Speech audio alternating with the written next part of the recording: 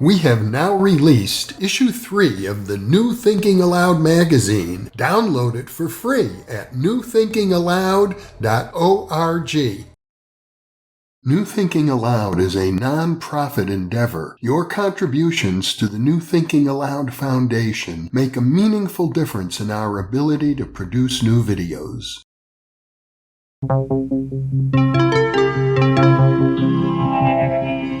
Thinking Aloud. Conversations on the leading edge of knowledge and discovery with psychologist Jeffrey Mishlove.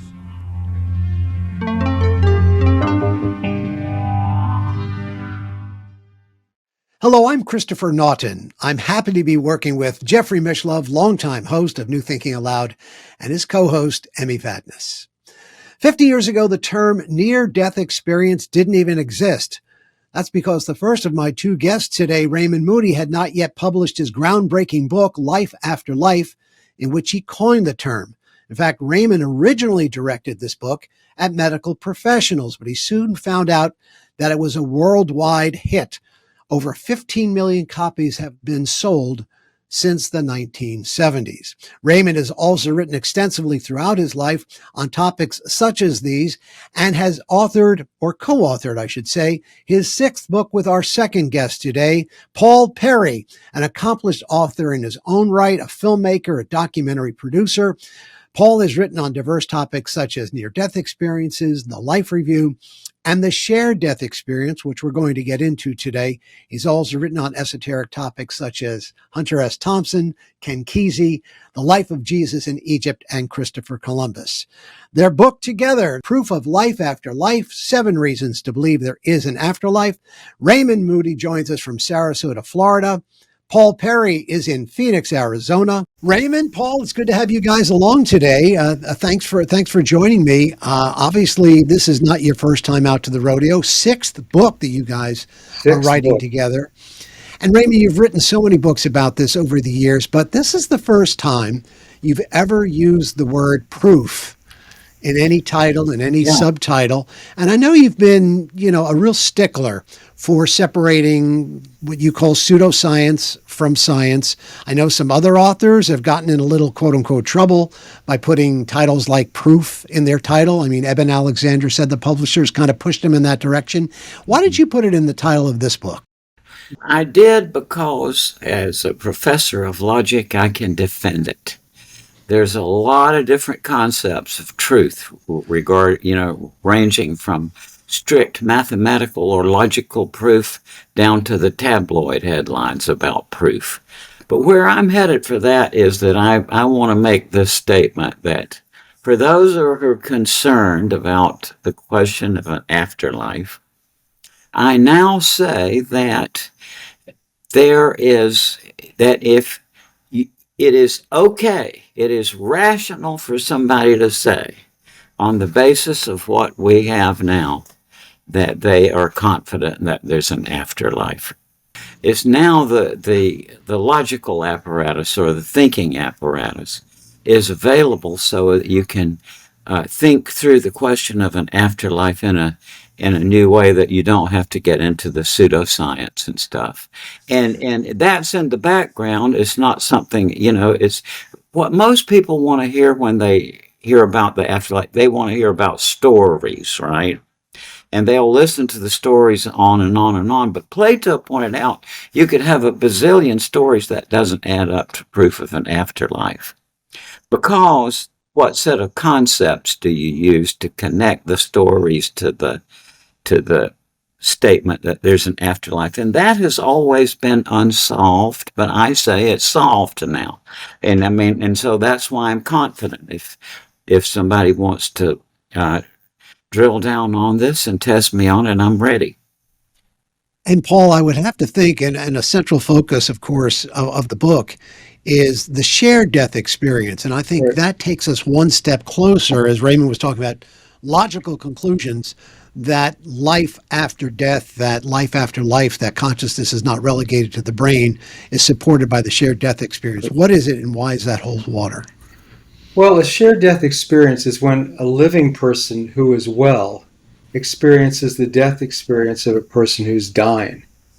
And by virtue of two people or more experiencing a death experience, that makes it an objective experience that has independent witness. So let me give you a couple of examples.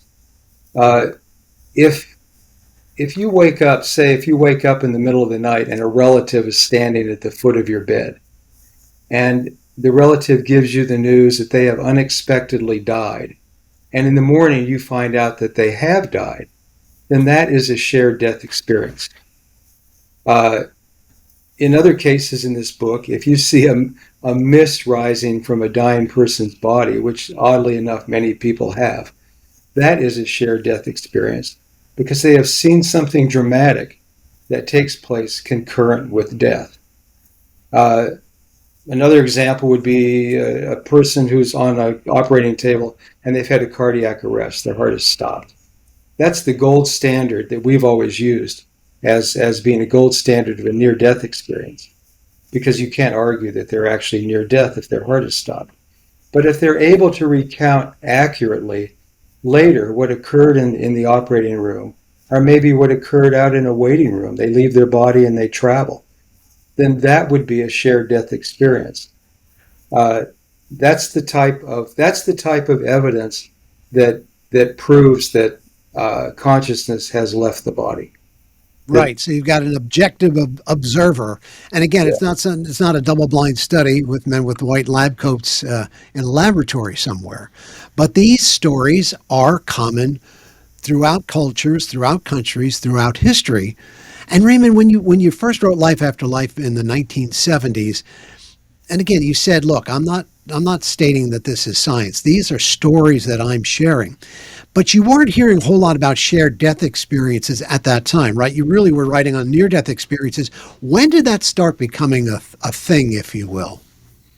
Well, when I wrote Life After Life, I already had one shared death experience. You did I personally. did. It was from one of my own medical professors.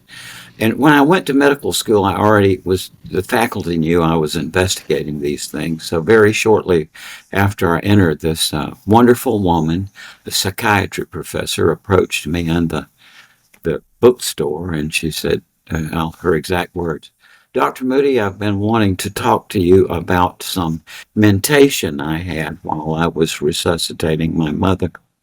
And she took me across to her office and told me about as she was trying to resuscitate her mother, that she herself got out of her body and rose up and she saw her mother there in spirit form. She saw a passageway with a light and saw apparitions of relatives and friends of her mother's coming forward to meet her. But that was only one case. Plus, I didn't want to put it in there because I just couldn't figure out, because I only had one case, and also I couldn't figure out any way to make sure that Dr. McCraney was identified. And And I mean, you were already dealing with something, relatively bizarre, certainly off the mainstream. So maybe the shared death experience was even a step into a greater unknown. well, it was, but I just was kind of waiting to see what happened. I didn't know, it's hard to make a judgment about one case. Yeah. And I didn't know it was general, so I just remained silent on it, mainly because, like I said, I would have to put in some details that I was afraid might identify my professor. Yeah. So, Paul, I guess Raymond remained curious, which seems to be the gold standard in this area. That is a goal. Well, definitely what Raymond says goes. But, we've worked together now for 33 years. And we started with the book The Light Beyond, and then we've moved on to other books. But through all of these books, I mean, there's even reference in The Light Beyond to shared death experience. We had a couple of them in that book. And over the years, we just collected them and collected them and collected them. And then Raymond and I happened to have shared death experiences of our own. Yeah. And tell us a little bit about Paul. Share your story, and then Raymond, I want to hear about your mom too. Well, My shared death experience involves my mother as well. Okay. She well, I'd worked for several years with a doctor named Vernon Neppy. Vernon was the head of neuropharmacology at University of Washington. And we were working on a book on deja vu, which is an area that he explores. And we went as far as we could on that book. Then we both got busy with other things. So I didn't talk to Vernon for at least 5 years. And he wasn't in my mind at all, and I don't think I was in his mind at all. But my mother was dying of Alzheimer's. And the day that she died, before she died, I got a phone call from Vernon. And Vernon says, I was sitting here this morning reading the newspaper, and a female voice said, "Call Paul Perry." And I ignored it.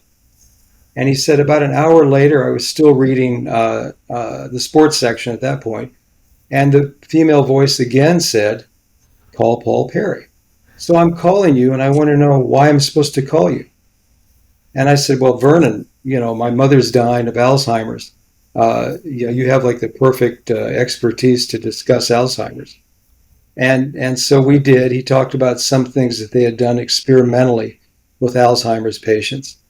And in the middle of this, I started getting, this is before I had iPhones, I was starting to get phone calls, that beeping system that told me a phone call was coming through. And I said, Vernon, I've got to take this call.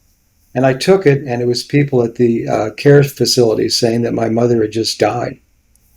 And that easily is defined as a shared death experience. Raymond's is a little bit different. He had a lot more people involved with his. He should tell his story. You were right in the room, Raymond, right when your mom was passing, correct? Give us the context. And the context is just, again, bizarre, but I was out in the West. This was in May of 1994, and preparing with a group of scholars to figure out some way to study shared death experiences, okay? Because we had a lot, and Paul and I were talking about this. We were just assembling a lot of them. And that morning after the conference, it was a Sunday morning, it was Mother's Day, I called my mother in Macon, Georgia, just to wish her happy Mother's Day. And when I remember, hello, and I said, how are you doing? I'm doing great. Her voice was so uplifted and cheerful. And then she said, but yesterday I developed a rash, and then my brothers and sisters had taken her to the ER, but the ER doctor looked her up, and I don't think this is anything serious. But he gave her an appointment to see another doctor on Monday, the day after I was talking to her. But on Sunday, the picture was good, just a rash. But, well, anyway, then the next day when she went to the doctor said, you have non-Hodgkin's lymphoma and you have 2 days to 2 weeks to live.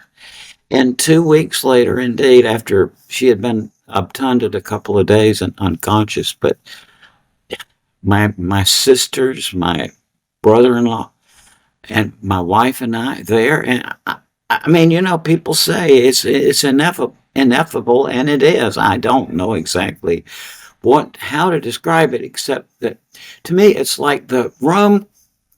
It's a hospital room is like a cubicle, right? But I was no longer in a cubicle. It was like a space that was like an inverted funnel, like tube going down like this, and it wasn't. You didn't feel dizzy, but you could tell the spinning of it was like the energy, I guess. And the light turned quality. It wasn't like from a light bulb or from the sun. I don't know how to describe it. And I felt I was looking at the room from an impossible angle. And my sister, for example, felt the presence of my father who had died 18 months before. And my brother-in-law felt something. And it was just like there was a little opening into you could feel like some other system or place. And my mother said twice, "I love you." She had been unconscious for a couple of days, but all of a sudden, and when I say said "I love you," it was obviously coming from her, but I didn't hear it through my ears. Is the best way I can describe it. It was very insistent. "I love you" twice. We all heard it, but it wasn't coming from her vocal cords, in my opinion. I'm always amazed at the number of people who have had these experiences, whether it's a near-death experience or a shared death experience. And I did a thing early on when we first started writing books together that I called the Denny's experiment. And that would be that I would go into a Denny's and I would announce, "Hey, I'm working on a book on near-death experiences. I'm curious to know how many people have had them," and I would describe them, and have done the same with shared death experiences. And I'm amazed at the number of people. One night, the first time I did it, I'd gone to a movie late at night with friends. We went into a Denny's afterwards, and there were like 20 people in there. And we talked about what I was working on. The people I was with denied that they meant anything. So I stood up in Denny's and I announced what I was working on and asked how many people had had these experiences. And out of 20 people, there were 12 people who said they had had the experience, or their grandparents had had it when they died, or they had talked to other people who had similar experiences to this. And it intrigued me that right away people connected with it, and right away they openly spoke about it because someone gave them permission to speak. I can only think that that was the case. And that's one of the hallmarks of the shared death experience or the near-death experience, that people have generally been reticent to talk about it. I mean, Raymond, they may commit you, right? Or they may just completely dismiss you. Well, yes, there was some of that, and it makes me sound like a hero, which is nice. But in reality, there was very little of that. I had been doing this research for a long time before I went to medical school, and my friends who were ahead of me had circulated word among the medical faculty that this student was coming in who'd studied this. And within just 2 weeks of when I got to the medical school, 8 of my professors called me and said, "Dr. Moody, thank you for doing this." We get together, and about half of them because it happened to me, the other half of them because they had heard it from their patients. Where I got into the trouble with me was never from medicine. Because, the medical doctors realize this happens, and so what do you do for the patient clinically, right? But where I got into trouble was the fundamentalist religionists. That was, I'm of the devil and all like that. So, Raymond, one of the cases that really pulled you into this whole area was the story of George Ritchie. And I want you to tell that story, but here's what's intriguing. I'll tee it up this way, because you said you had more problems with the fundamentalists than with the scientists, although you can get scientific materialists who are fundamentalists, right? But George Ritchie, who had that near-death experience in the 1940s, right around the time you were in utero there in Texas, he hadn't written a book yet, but he was sharing his story, and he says he saw Jesus in the near-death experience. Again, NDEs weren't even a thing then, or at least the terminology wasn't a thing because you hadn't come down the road yet. But when he started sharing the stories, Pat Robertson over at 700 Club said, "Hey, bring this guy on. We've got to, he talked to Jesus. We want to have him in the studio." Until he found out that he had already given a talk at the Edgar Cayce Association across town here in Virginia Beach, and they disinvited him. Yeah. Yeah, well, I'm sorry. I just, Pat had his amusement value, but, I'm glad his show was over now. Maybe. Well, no, I think it's still going. It's his son's. But I guess, it's interesting. I went to the IANS conference in Washington, D.C. recently. Again, that's the International Association of Near-Death Studies, which I know you helped, create, Raymond. And Paul, you were probably in on that as well. But what's interesting is that there are various workshops and sessions.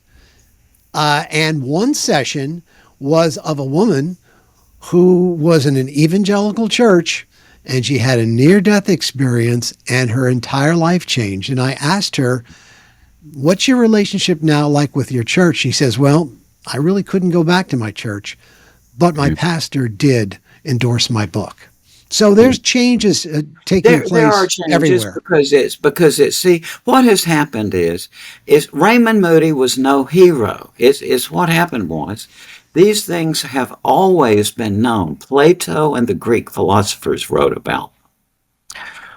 Where I came in was the period where there had developed CPR, cardiopulmonary resuscitation, and so Yeah. all of a sudden, from a very rare phenomenon, this became, in a matter of years, a very common phenomenon.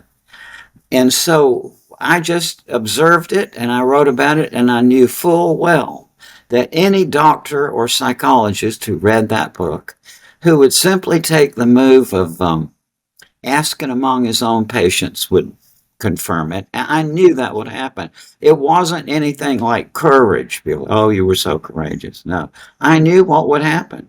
And so But you were a pioneer. You were at the very, and just like our own Jeffrey Mishlove, when you're a pioneer and you're one of the first ones out there, what's the old adage? First they laugh at you, then they violently oppose you, and then they accept what you have to say as self-evident. So it doesn't. It is. It is like that. I mean, so Yeah. at the outset, and I'll ask you after this, Paul, because you were there at the beginning as well. Did you find that there was real pushback, and was some of it personal?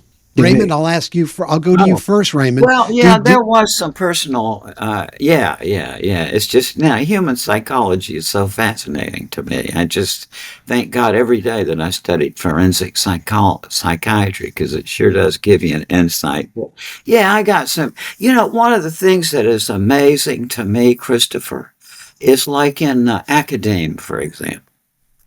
When I was working at a department and one of my colleagues published a paper, I would just say, terrific. This is so wonderful. I mean, this is a great paper and so on. But I quickly found that for the most people in that profession, it's, oh, he published a paper and my paper is better. It's so creepy. And so, I mean, it's just like a job is a way of avoiding work, is what I say. It's like people want to form factions and hate each other, or have meetings because they just love to talk to, hear themselves talk, or to play at the computer. If you want to work, you work for yourself. So to me, I just, that stuff exists, but I'm just not interested in it. I've never been competitive. What is the point of competition?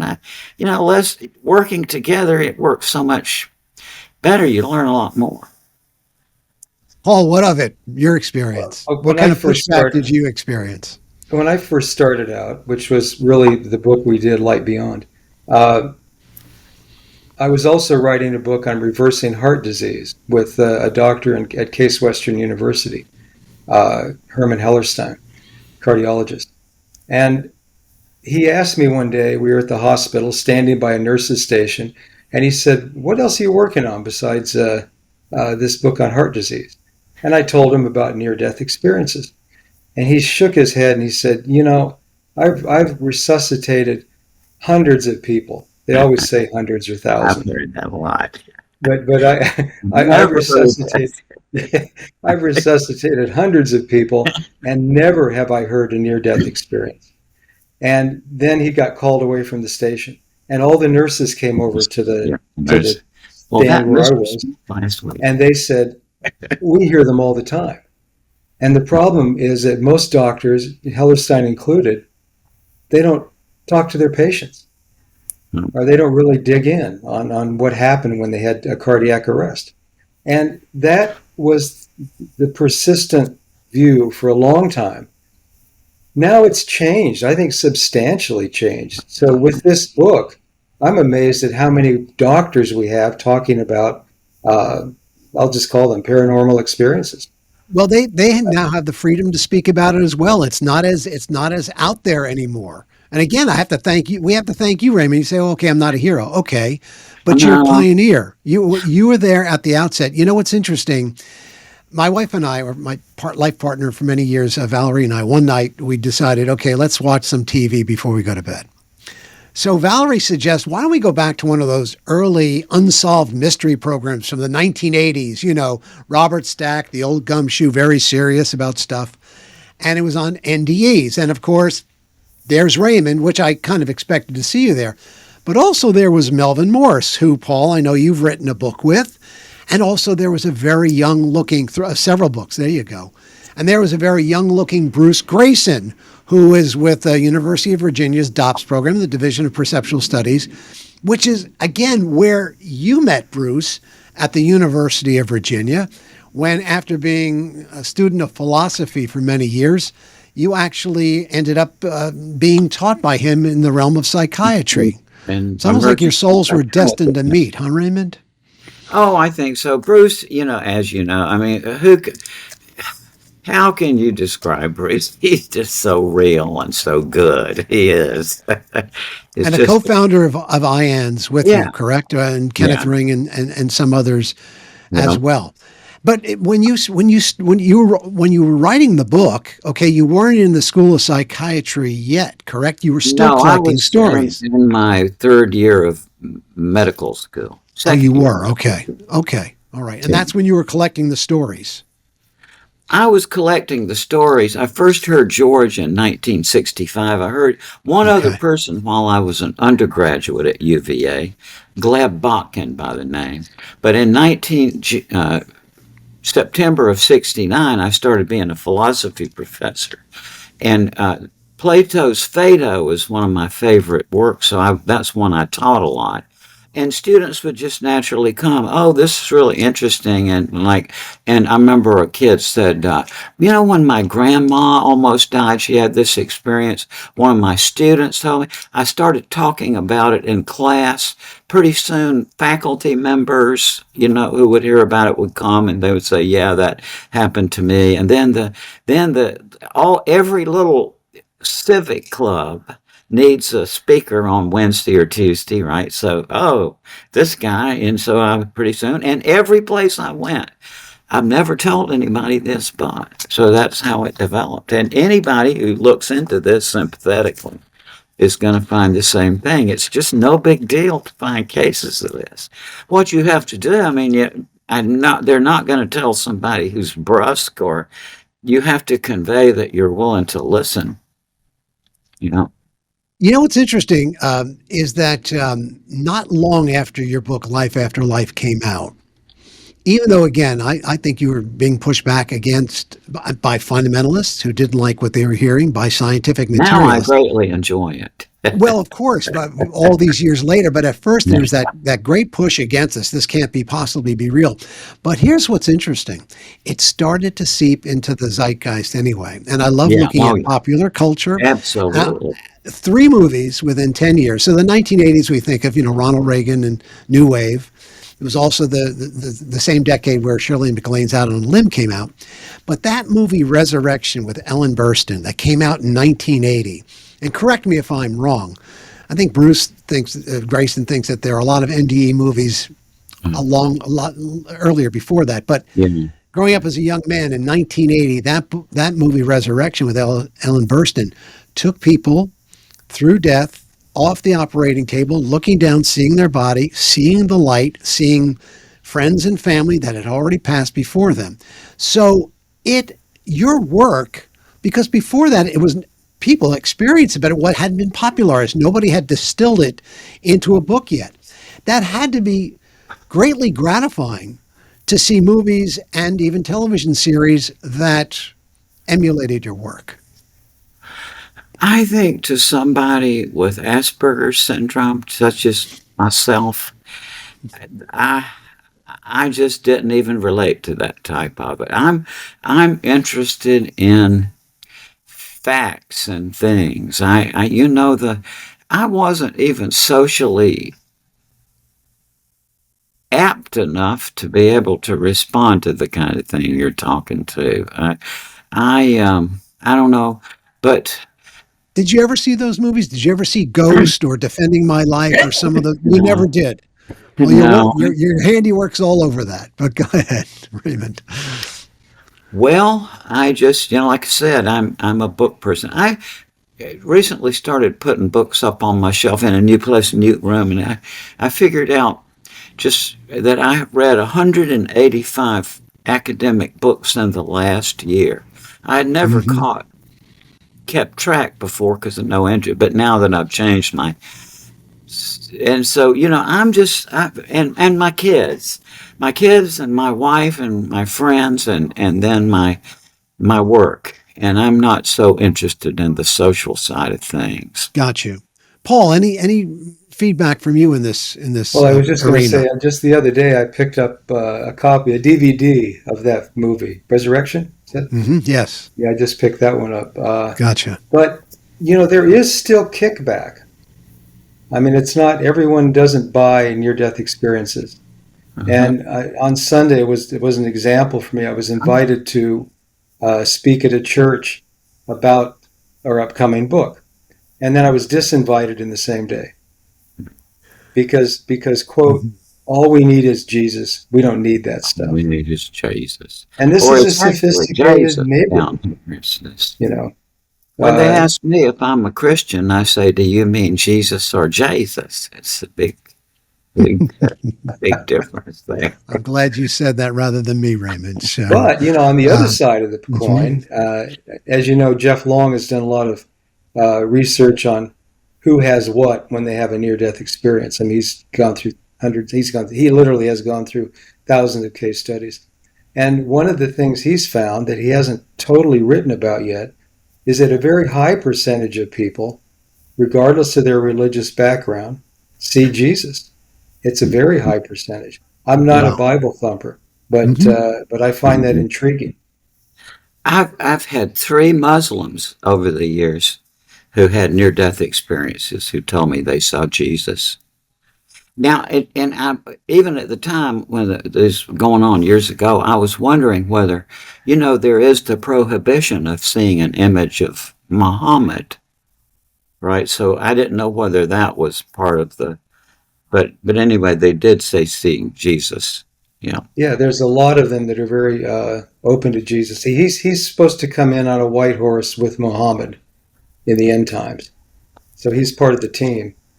But I went to Egypt several years ago, and I followed the trail of Jesus through Egypt, and I was amazed at a couple of things. One is that the trail was created by both Muslims and Christians, because the Muslims considered Jesus to be a part of their religion, and at how many Muslims helped me find what I was looking for, because it wasn't a distinct trail. You see, and some of the things you gentlemen are talking about intrigue me too, because I've written about polarization, political polarization, religious polarization of every stripe, but especially right here in the United States right now. But it's all around the world. But one of the things, or some of the things that I'm finding that you're creating common ground are things such as UAPs, near-death experiences, all of these, what Jeffrey has talked about on this program, kind of on a continuum of psi-related experiences. And although I hear you, Paul, that there are still some churches that say, don't come in.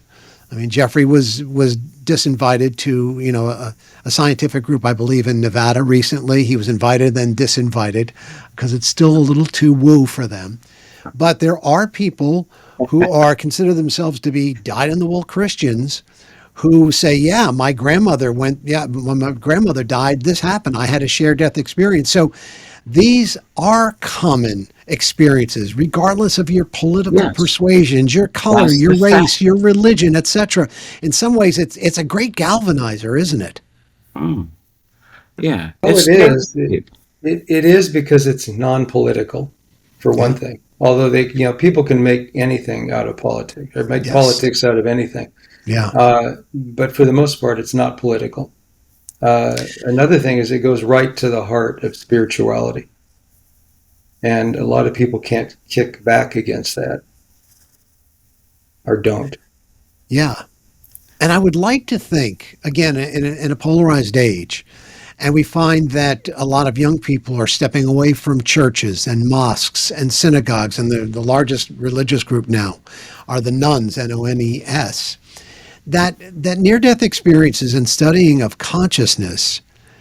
is giving them something to sink their teeth into, something that is real, something that speaks to their sacred curiosity or curiosity of the sacred. What does this do? What does the study and the work and the writings that you guys have been involved in and right now are involved in with the new book, again, Proof of Life After Life, what does that say to millennials? What does it say to people of Generation Z? That generation, those young folks are coming up, see, they don't know about this yet. And this is a cyclic phenomenon. Every few years, some new event occurs. What Paul and I have been thinking about is it looks to us like, number one, at least 1 million Americans died from COVID. That is actually an understatement because it's only epidemiologically in retrospect that they can calculate the true number. But for now, it's over 1 million. So you think of all the grief out there. And then you think of so many people now getting into the midlife period where it's just natural.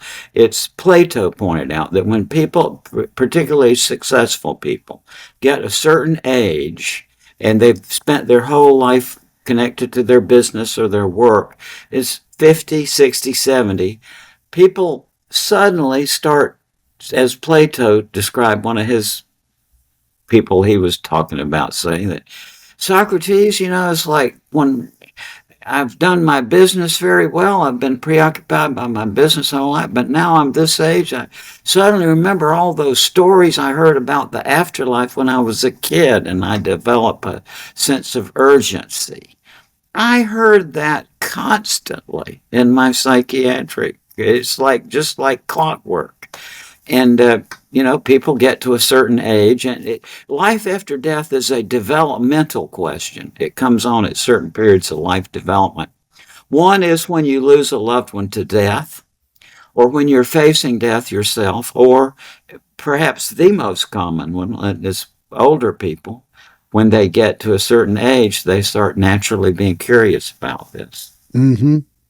So yeah, that's true. Although it's funny, I'll still get some pushback as well from people who are even in their 70s. I mean, they'll ask me what I'm up to, and I tell them. It's easier to tell them you're involved in law. That's simple, right?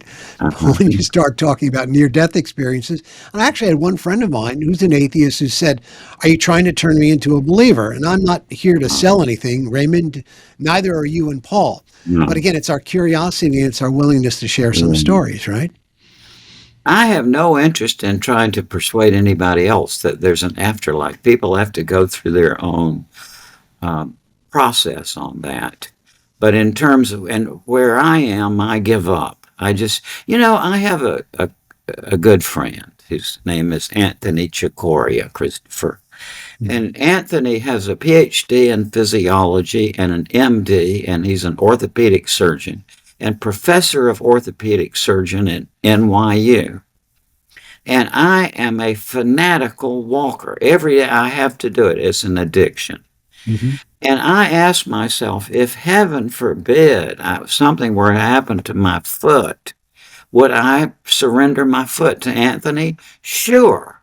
Okay. Now, here's another fact about Anthony. In 1994, Anthony was hit in the neck by a bolt of lightning, had a cardiac arrest, was resuscitated by a nurse on the scene, but from his point of view was out of his body, going all around this resort center where his family was having a family reunion, saw people and what they were doing, said not only, Raymond, was this real, he said, but it was more real than this thing we're in. That's what people say. Now, after this, Anthony, who had never had any interest in music whatsoever, suddenly became interested in the piano and started having a recurrent dream in which he's playing the same piece on a concert stage. Learned how to transcribe music, learned how to play the piano, and now, in addition to being an eminent orthopedic surgeon, is also a concert pianist. Things like that just don't fit into this common sense system we have of the world. That is the reality. And I could sit here and list a dozen other medical colleagues of mine. Eben, Yeah, and all of these medical people I know who've had these experiences are absolutely sure, yeah, this was real.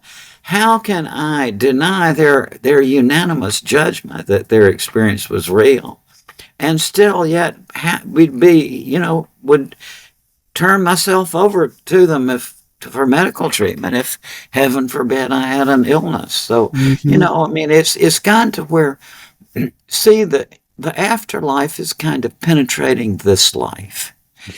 It's the older you get, you will see more, and this is addressed more to young people, right? Like the older you get, you're going to find the older you get, the greater percentage of your friends your age have had some sort of experience of stepping over to other set of some other sphere of existence. And it's gotten to where there's lots of people who can talk about this subject just like, oh, yeah, I've been there. So there is a collective way that people who've been there can talk about it. So what that means to me simply is that the awareness of this other sphere of existence is kind of sinking into this world we're in. And what we're relying upon quite a bit is science. I mean, this is a book that has a scientific basis, uh, and we've been able to meld science and spirituality together through this, which again is something that's greatly needed. People have problems with religion for a variety of reasons, but they have, I think, less problems with science than they do with religion, because people have come to accept that science is the exploration sometimes of the mystical, and that's what we've done here with this book. Well, true scientists are. I mean, again, it should be an open-minded, inquiry as to the nature of life. Unfortunately, as you gentlemen have seen over the years, some people are wed to their scientific materialism. They're wed to their job. They're wed to being having tenure, etc. So maybe those folks can break out of it. But I would agree with you, Paul, that we're starting to see, at least if we could look at the data and look at the analysis and look at the research, like the work they're doing at IONS, the Institute of Noetic Sciences, where, and again, some people may argue that's not all science. Well, Dean Radin would disagree with you, that they're really putting bones to something that appears to be gelatinous, but actually has some body to it. And that's what you gentlemen have done as well. I see it as maybe the end of fundamentalism, that maybe near-death experiences is starting to erase religious fundamentalism, scientific fundamentalism. What do you guys think about that?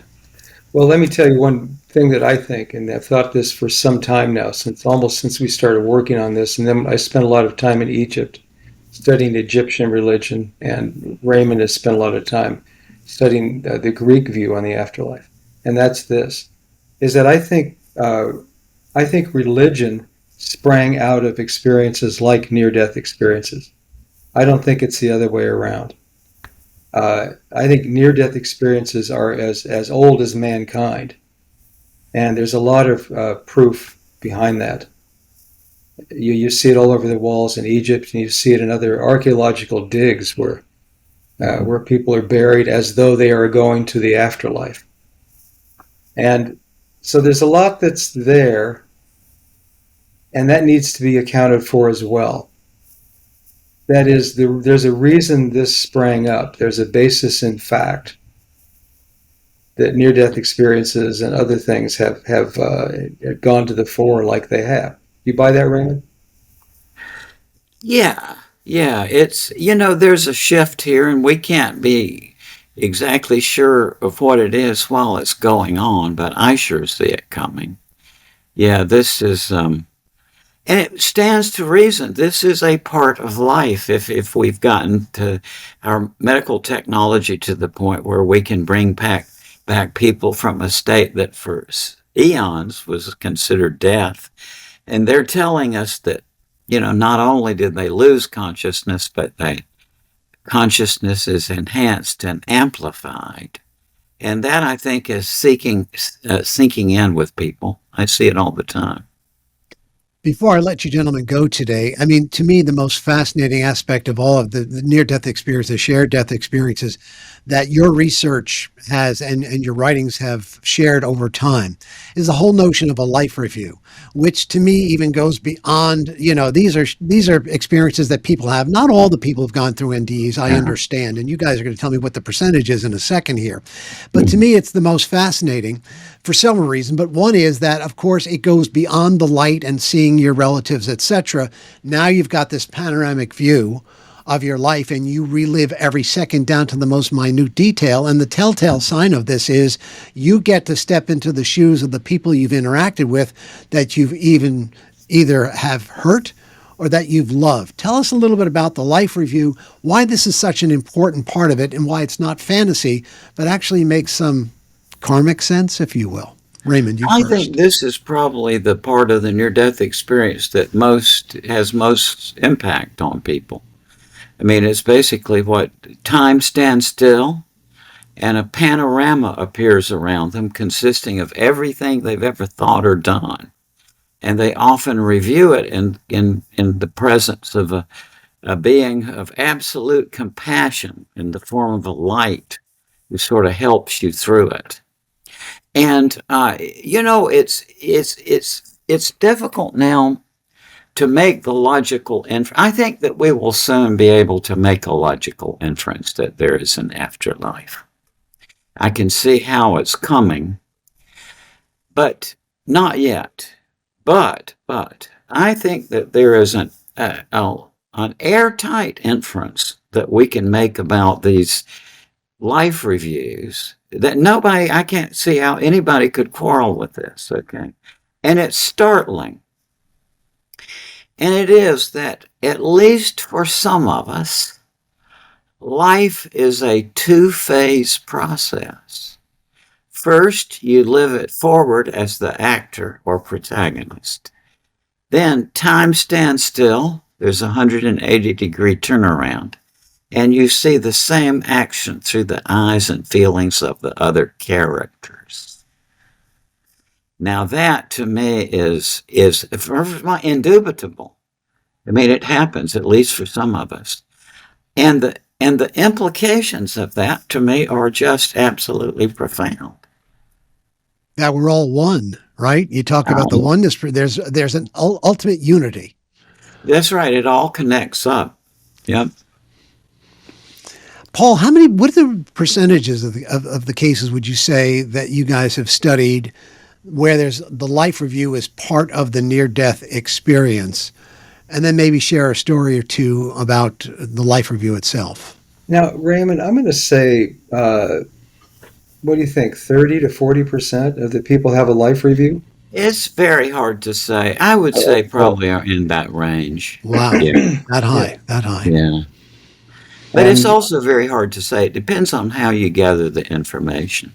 And I know you, Paul, you co-wrote with I know that you co-wrote with Daniel Brinkley, Paul, and of course, his life review, that was one of the first big books on just a life review. Right. Yeah, it was pretty amazing. I mean, the one thing about life reviews is that they're like great psychotherapy, and they only take a few seconds. And you see that across the board. Yeah. And one of my forensic psychiatry seminars I went to in my training, there was this guy, I think he was from the University of Nebraska Medical School, who at that time was the expert on sociopaths. And he said that he felt the only thing that would cure a sociopath was that if they saw everything they had ever done in their lives directly from the point of view of another person, that of the people with whom he said that would be curative. But otherwise, he didn't know of anything. Interesting. Paul, what of that? Tell us a little bit more from your work dealing with the life review that maybe startled you, perhaps made you sit up and take notice. Is there anything that you can go back to and say, wow, this is a story that the world should know? I did do a book on the transforming effects of near-death experiences with Melvin Morse. And what Melvin did was he collected a number of people who had had near-death experiences. And then we examined with traditional psychology stuff, questionnaires and the like, uh, to see how much the near-death experience had affected them in their life. And the two things that affected them the most, they were all affected for their lifetime. It was just we would examine people who had had near-death experiences when they were 10 or 15 or 20 years old, and then look at them later and see how their lives had changed. The light, I felt that the light was the most transforming aspect of the near-death experience. And there's something about that light that completely changes people. The life review, of course, is very closely tied into the light because it seems to come out of the light. That was also very transformative as well. But one of the amazing things that hit me in that study was that people who have had near-death experiences are 4 times as likely to have verifiable psychic experiences. Have you run into that, Raymond? Well, yeah, I've heard a lot of people who tell me they became more intuitive after this. Yeah. Yeah, there's a lot of intuition increase, but he was actually able to find people who had had verifiable psychic experiences. A verifiable psychic experience would be, if you had a dream that the plane you were going to take the next day crashed, and you got up in the morning and you told your partner, I think this plane is going to crash, and it does. That's an extreme example of a verifiable psychic experience. But there's a lot more of those with people who have had NDEs than have not. And that surprised me and intrigued me very much. Well, at this recent conference here was a young evangelical woman who, after her near-death experience, started to channel. So, and she started getting pictures of what a new earth will look like. I never heard of Eckhart Tolle's book, but there it was in her title. But I was just fascinated that the work that you gentlemen have been doing for decades now. And Raymond, I've got to ask you this question again before we go. If you could have peered into the future 50 years ago when you're writing this book and look 50 years hence, would you be satisfied with the degree of awareness and receptivity to those ideas when you were first putting them to pen in 1974? Well, yeah. I mean, it's trying to look. I don't think I ever would have imagined that it is penetrated to this depth. But then in another way, I'm not surprised because the information is riveting. I mean, it's just, there is a structure in this kind of story that you just can't stop listening to them.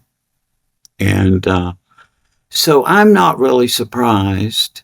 I would not have anticipated that it would have this degree of impact, but I'm not really surprised that it did. Yeah. Interesting answer. Paul, what do you think? How far have we come since those first books were written, some of which you co-authored, and where we are today, and maybe where we're going next? Well, I think the acceptance is wonderful, and I think that's an indication of where we're going next. I think people's view of an afterlife, their view of religion, their view of spirituality has all been greatly affected by the study of near-death experiences. I have an idea where it's going toward. My claim about where it's going toward is that we now have methods, very simple methods, where we can reformat people's rational mind and logical system so that subsequently, when they have a near-death experience, they will be able to overcome the ineffability problem. And it's already been done. It's just that this is something that is not going to, I mean, it's conceptual work rather than narrative work. But it will happen. It's already happened that we can take people through exercises and teach them how to think in new ways so that when they subsequently have a near-death experience, they'll be able to describe it in a new way. And what this will give us is what astronomers call parallax, right? How do we know it's 4.3 light years to Alpha Centauri? Because when the sun is here, measure the angle, wait 6 months later when it's 186 million miles away, measure the angle again, and that's parallax. And so now we have a method where we'll be able to hone in on the afterlife in a new way. So in the next 50 years, this will be self-evident? Yes, absolutely. Do you think we'll be visiting the afterlife? I think people are already visiting the afterlife. It's like I've known a lot of people who had, say, numerous cardiac arrests and near-death experiences, most commonly from heart disease over a period of time, or people who are very, open to see apparitions of the departed or whatever. There's a lot of people who are kind of both here and there. And the older you get, the more people there are like that, who just sort of don't see an absolute divide between here and there, but rather say that it's kind of integrated through consciousness. Well, Paul, do you mean that you'll see people they'll do it volitionally? Is that what you're suggesting, yeah, Paul? I would say that's possible if he can, hone in on where it is and how to get there. That's sort of what I thought he was getting at. Yeah, but, if you look at some of the research, like Erlander Haraldson, the apparition research, I mean, he found that 60% of widows are visited or visit their husbands after their husbands have passed. And that's that's like 60%. You can, if you can conjure up a way, excuse that use of that word, to actually visit them at will. That's sort of what you were talking about, correct? And in some ways you've done that with the psychomantium. Yeah, you can do it. It's just what the difficulty here is not the fact, which is the fact is it's relatively easy to go through a process during which you will have a lifelike apparition of a departed loved one. The difficulty is that it's the psychological people. People just can't compute this. They used to be able to.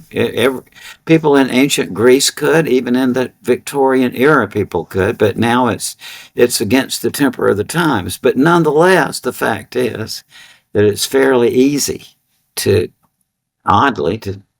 visit with a deceased relative. Gentlemen, I hope that our next conversation will not necessarily warrant a near-death experience. Maybe we can continue to do this in the physical. And Raymond, I'll try not to wait another 30 years before we have a conversation because it's been that while. And Paul, I know there are plenty of things that I know we can talk about. But I do want to remind the folks who are watching that the latest book by Raymond Moody and co-authored by Paul Perry is this book, Proof of Life After Life, 7 Reasons to Believe There Is an Afterlife. Gentlemen, thank you so much for joining me today. I greatly appreciate it. And for Jeffrey Mishlove, Emmy Vadnais, all the great volunteers at New Thinking Aloud, I'm Christopher Naughton. Thank you for joining us. You are the reason that we're here.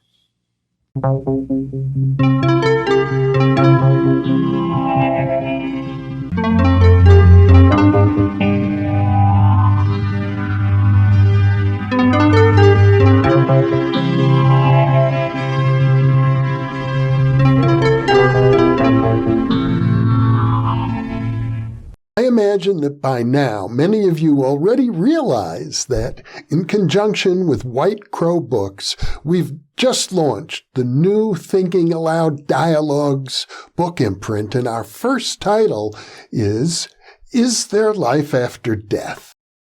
New Thinking Aloud is a non-profit endeavor. Your contributions to the New Thinking Aloud Foundation make a meaningful difference in our ability to produce new videos.